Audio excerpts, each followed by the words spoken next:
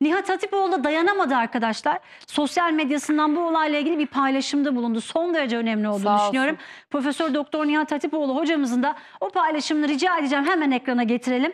Çocuk tacizcisi rezillerin yerine, yurduna, aidiyetine bakmadan en ağır ceza vermeli. Toplumu kirletmelerine müsaade edilmemeli diyor Nihat Hatipoğlu hocamız. Ağzınıza, yüreğinize sağlık. Ağzına yüreğine sağlık. O da çok artık dayanamamış. Ya kardeşim deşifre edeceksin. Bircan deşifre edeceksin. Efendim deşifre edersek annesinin babasını sor. O da üzülmez mi? Ona da bir linç girişimi olmaz mı? Kardeşim tamam. Vezirden rezil, rezilden vezir doğar. Bir şerefsizin yaptığı, bir namusun yaptığını anne baba çekmemeli. Kesinlikle tamam mı? öyle. Ama deşifre edeceksin. Her zaman söylüyorum, ben böyle sapıkların toplum içerisinde eğer ceza yatmıyorlarsa bir taraflarına çocuk sapığı diye yazılmasından hep yanayım yazılsın. Hep yanayım. En azından Ütopik gelebilir. Çocukları yaklaştırmayız. Görünce uzaklaştırırız. Hangi ülkede ya bunu bir yerde yapmışlardı ya? Ay, neyse şimdi hatırlamıyorum ama ben yanayım yani. Şöyle bir tane çocuk sapığı yaz da markette ekmek alırken utansın. Zamanında bir çocuğa yaptığı gelsin aklına insanların. Bircan adamın yüzünü kapatıyoruz ya. Adamın yüzünü kapatmak sen bir kanal açarsan ne kadar güzel olur. Ya adamın yüzü bu sapığın yüzünü açmayacaksın da kimin yüzünü açacaksın Allah aşkına ya. İlkay'ı bulurlamıştı ya. Yani anladın mı? Yakında öyle olur. Bizi bulurlarlar. Nihat'cığım fazla konuştun bizi bulurlarlar. Ya bizi bulurlarlar mı kardeşim işte?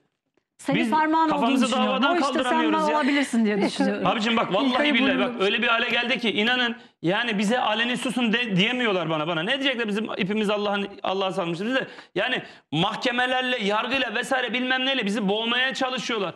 Konuşmak her kişinin işi de hak konuştuğun, hakikat konuştuğun zaman işte bu sefer de onlarla boğmaya çalışıyor. Ben yine söylüyorum. Yanlışa yanlış diyeceksin. Rütü'ye saygımız var sonsuz ama bu nedir ya? Bu adamın yüzü neden kapanır? Biz neden kapatmak zorunda kalırız? Biz bu sapı deşifre edemeyeceksek, bunun yüzünü, kaşını, gözü gösteremeyeceksek de o zaman yani öyle bir yere geleceğiz ki 12 yaşında çocukların yüzü gösterilecek. Ay ya. Mağdurların yüzü gösterilecek. Vallahi. 3 yaşında çocuğu göstereceğiz, sapıkları göstermeyeceğiz. Ben anlamadım ki ya. Bu herhalde hukuki bir ya ne bileyim kardeşim ben anlamadım. Milletin üstüne kurşun sıktılar. Milletin üstüne kurşun sıktılar. Namussuzlar ya. Sabaha kadar o Boğaz Köprüsü'nde. Sabaha kadar kurşun sıktılar millete. Tankla ateş ettiler. Tankla. Bakın. Tankla milletin üstüne ateş ettiler. Tankla ya. Kendi milletine sıktılar. Bu namussuzlara kıyafet giydiremiyorsun ya. Efendim bunların insan hakları. Hadi lan oradan.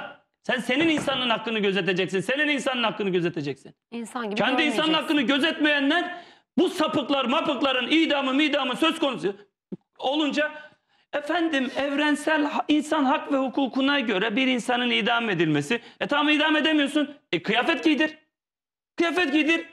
Efendim işte bu evrensel hak hukuka göre bu her insanın masumiyet karinesinden yola çıkarak diyoruz ki ya bu adam masumsa bu yargılanma sürecinde ulan yargılanma süreci bittiği zaman bir daha da mahkemeye gelmiyor ki.